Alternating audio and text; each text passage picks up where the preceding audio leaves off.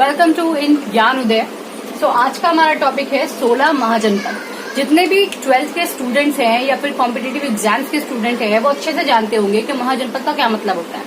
मतलब हम क्वेश्चंस के अंदर से ही इसका आंसर निकालने की कोशिश करते हैं। 16 इट मीन 16, महा माने बड़ा और जनपद माने एक एरिया, यानी एक ऐसा एरिया जो काफी बड़ा होता है।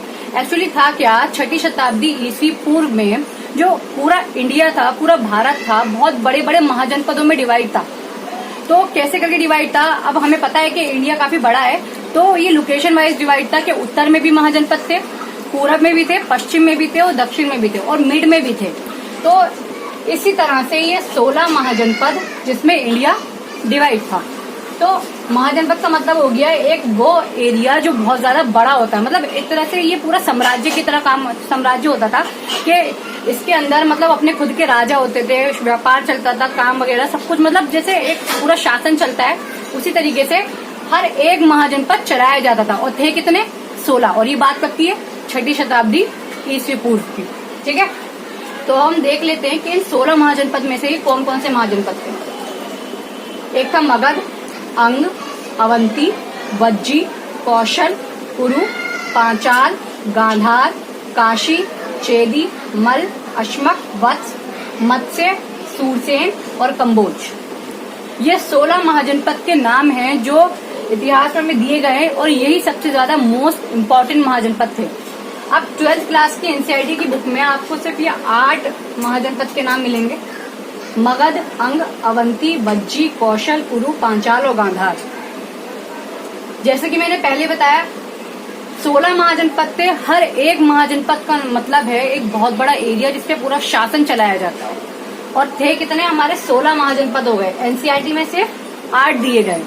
ठीक है, अब एक होता है इम्पोर्टेंट, एक होता है मोस्ट इम्पोर्टेंट और एक होता है उससे भी ज्यादा इम्पोर्टेंट। सो ये 16 महाजनपद इम्पोर्टेंट थे और इन 16 में से भी जो सबसे ज्यादा इम्पोर्टेंट थे वो थे ये 8। अब क्या इन 8 में से भी कोई एक सबसे ज्यादा इम्पोर्टेंट था? या डेफिनेटली वो था मगध। तो पहले हम देख लेते हैं कि महाजनपद की विशेषताएं क्या होती हैं।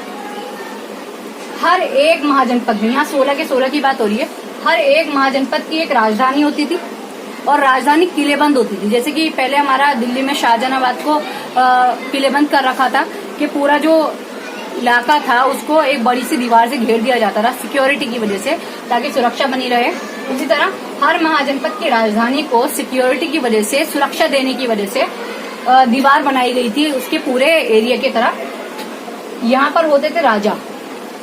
हर महाजनपद का एक राजा होता था और कई बार राजा गण और संघ में भी होते थे, यानी 2-4 भी होते थे। उसका रीजन क्या होता था कि जैसे हमें पता है कि जितना भी बड़ा शासन होता है तो उस शासन को चलाने के लिए जो राजा होते हैं, मतलब जो हमारे एक तरह से मिनिस्टर्स होते हैं, वो अपने आप को डिवाइड कर देते हैं कि ये वाला काम इसका, ये काम इसका, ये काम इसका। तो इस तरीके से वहां पर कई बहुत बड़े बड़े महाजनपद थे क्योंकि ये, तो इसीलिए यहाँ पे राजा भी कई सारे भी हुआ करते थे और एक भी हुआ करता था।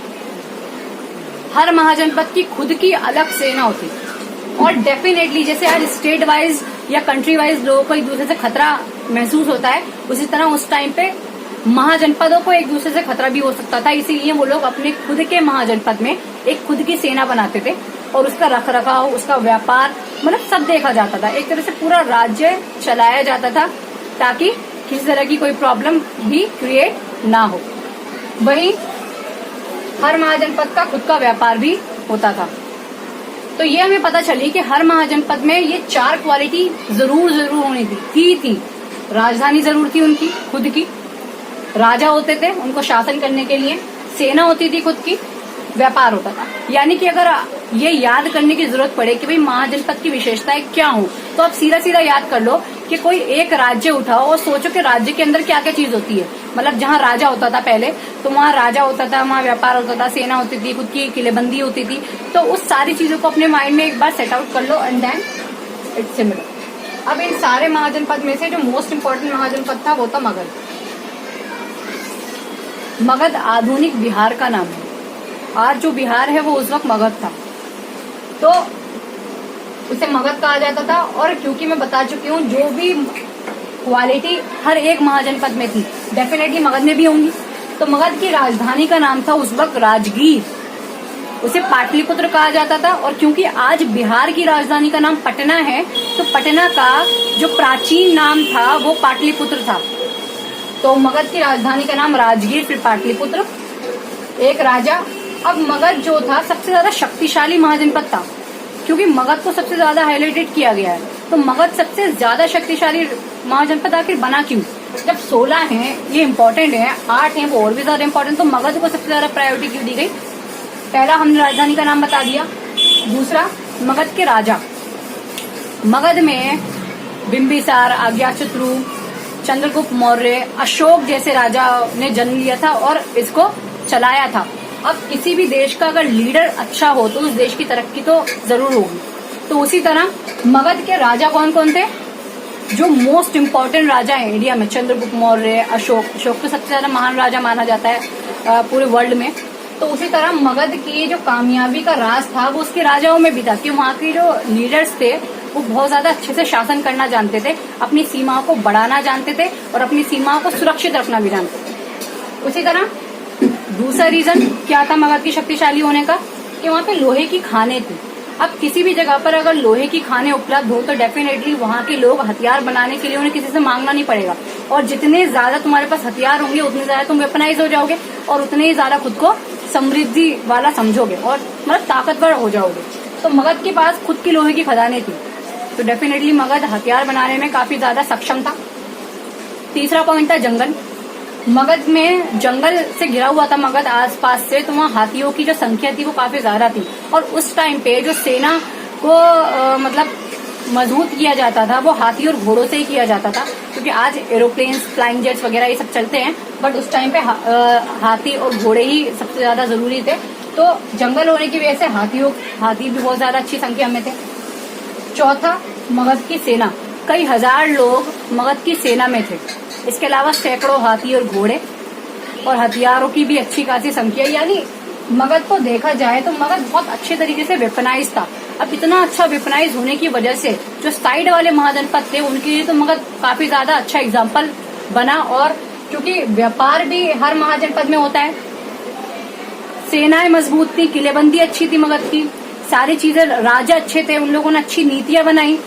उन सारी नीतियों को सब कुछ देखकर ये मगध का व्यापार ही बहुत अच्छा था, यानी कि समृद्धि भी थी, सुरक्षा भी थी, राजा भी अच्छे थे और हर चीज की उपलब्धता भी थी। उसी प्रकार मगध को इन सारी चीजों का फायदा हुआ और मगध सबसे ज्यादा समृद्ध और शक्तिशाली महाजनपद बनकर उभरा। इसके अलावा मगध का एक राजा जिसे अशोक कहा जाता है, जो पूरी दुनिया में सबसे ज्यादा महान माने जाते हैं, उनकी कुछ उपलब्धियां थी। एक, अशोक सबसे ज्यादा प्रभावशाली राजा थे, प्रतिभाशाली भी थे। वो चंद्रगुप्त मौर्य के पोते थे, तो उनके गद्दी पर बैठने के बाद उन्होंने जो अपने शासन को चलाया वो काफी अच्छे से चलाया और अपनी जो सीमाएं थी उनको बढ़ाने में भी वो काफी सक्षम रहे। दूसरा, कलिंग युग। कलिंग आधुनिक उड़ीसा का नाम है। अशोक ने उड़ीसा को जीतने के लिए, यानी उस टाइम उसे कलिंग बोला जाता था, तो उड़ीसा को जीत लिया था, कलिंग को जीत लिया था, कलिंग पर विजय प्राप्त कर ली थी। लेकिन 1 लाख लोगों के साथ उस युद्ध में वो हुआ जो नहीं होना चाहिए था। और जब ये अशोक ने देखा कि उनके एक युद्ध जीतने की वजह से लोगों को इतनी ज्यादा प्रॉब्लम्स हुई, इतनी ज्यादा तकलीफों का सामना उठाना पड़ा, तो अशोक ने हमेशा के लिए युद्ध को विराम लगा दिया। उन्होंने कहा कि अब वो कभी भी युद्ध नहीं लड़ेंगे। और यही एक कारण भी है बहुत बड़ा जिसकी वजह से अशोक को इतना ज्यादा अच्छा राजा माना जाता है, क्योंकि डेफिनेटली सारे राजाओं का यही मोटिव होता है कि अपने एरिया को बढ़ाना, अपनी समृद्धि बढ़ाना। लेकिन अशोक ने समृद्धि पर तो ध्यान दिया, लेकिन उन्होंने कहा कि वो युद्ध का क्या कर देंगे, हासिल कर देंगे। तीसरा, जिसकी वजह से अशोक जाने जाते हैं वो है धम। धम धर्म नहीं है, धम एक प्रथा थी, एक मान्यता थी जो अशोक ने अपने लिए बनाई। और इसका क्या रूल था कि अशोक ने कलिंग युद्ध के बाद ये फैसला किया कि लड़ाई झगड़ों से कुछ नहीं होता, तो उन्होंने अपनी प्रजा के लिए, अपनी सेना के लिए एक उदार विचार बनाया। और उस उदार विचार का क्या लक्ष्य था? बड़ों का आदर करना, सबकी सहायता करना, ब्राह्मणों को भोज कराना, मतलब एक तरह से एक उदार विचार दिया सबको, ताकि हर कोई एक साथ प्रेम पूर्वक रह सके। उस टाइम पे धम्म की जो मान्यताएं थी उनको एक दूसरे को बताने वाले को धम्म महम्मद कहा जाता था। तो मतलब जो धम्म को समझाने वाले लोग थे उनको धम्म महम्मद बोला जाता था। इसके अलावा चौथा, बौद्ध मत। अशोक ने बौद्ध मत का प्रचार किया और आखिर में खुद को भी बौद्ध धर्म में ही वो ले आए थे और उन्होंने बौद्ध धर्म का काफी प्रचार किया और लोगों को सर्व सुख शांति के बारे में ही उन्होंने प्रेरणा दी। इसीलिए अशोक को आज केवल इंडिया में नहीं, इनफैक्ट पूरे वर्ल्ड में सबसे ज्यादा महान राजा माना जाता है। ये कुछ उपलब्धियां हैं अशोक की, इसके अलावा भी हैं। सो आई होप 16 हमारे पास महाजनपद जो मैं आपको बता चुकी हूँ कि महाजनपद का मतलब क्या है और ये भी बता चुकी हूँ कि महाजनपद की विशेषताएं क्या होती हैं। सबसे ज्यादा मगध इम्पोर्टेंट था, मगध की शक्तिशाली होने के कारण भी आपको पता है। एंड सबसे ज्यादा फेमस राजा जो सबसे ज्यादा इम्पोर्टेंट थे मगध साम्राज्य के लिए और पूरे भारत के लिए, Ashok. So I think that's all good for you. If you understand this video so please like, comment, share.